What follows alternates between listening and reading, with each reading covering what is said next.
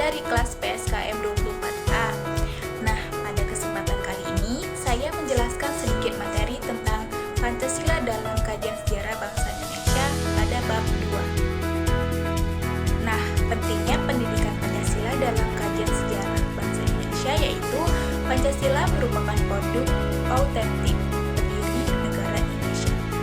Nilai-nilai Pancasila bersumber dan digali dari nilai agama, kebudayaan, dan adat istiadat.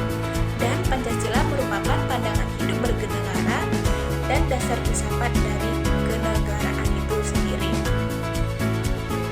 Sejarah Pancasila pra-kemerdekaan.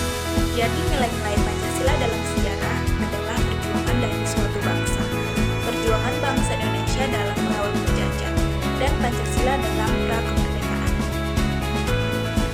Nilai-nilai Pancasila dalam sejarah bangsa itu ada pada masa Kerajaan Sriwijaya, Kerajaan Majapahit.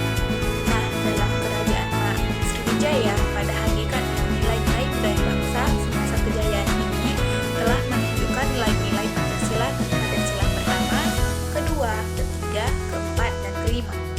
Nah, pada Kerajaan Majapahit adalah tonggak sejarah perjuangan bangsa Indonesia dalam mencapai cita-citanya.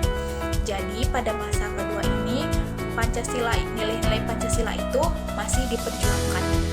Nah, perjuangan bangsa Indonesia dalam melawan penjajah itu terdiri dari masa melawan VOC, Kebangkitan Nasional 1980, Sumpah Pemuda 1928, dan perjuangan bangsa Indonesia zaman penjajahan Belanda. Nah, bagaimana kisah Pancasila pra-kemerdekaan? Jadi setelah sidang pertama BPUPKI dilaksanakan, itu terjadi perdebatan yang sangat sengit yang disebabkan oleh perbedaan pendapat. Hal tersebut ditunjukkan oleh sengitnya perbedaan dan negosiasi di tubuh BPUPKI dan PPKI ketika menyepakati dasar negara yang kelak digunakan setelah Indonesia merdeka. Sejarah Pancasila pasca kemerdekaan itu terdiri dari 4 era.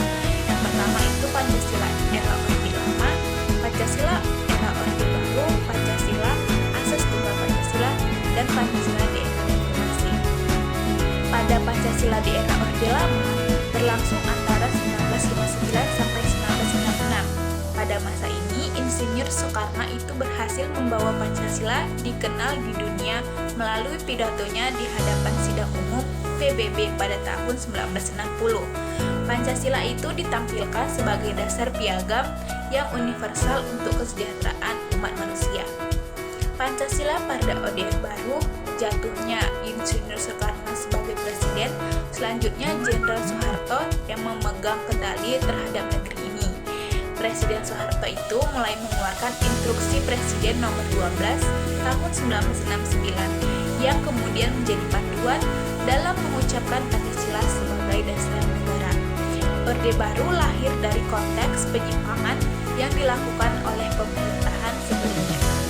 Nah, asas tunggal Pancasila itu dalam pidato kenegaraan di depan DPR RI tanggal 16 Agustus 1982, Presiden Soeharto mengemukakan gagasannya mengenai penerapan asas tunggal Pancasila di partai-partai politik. Sesungguhnya gagasan ini bukan gagasan baru.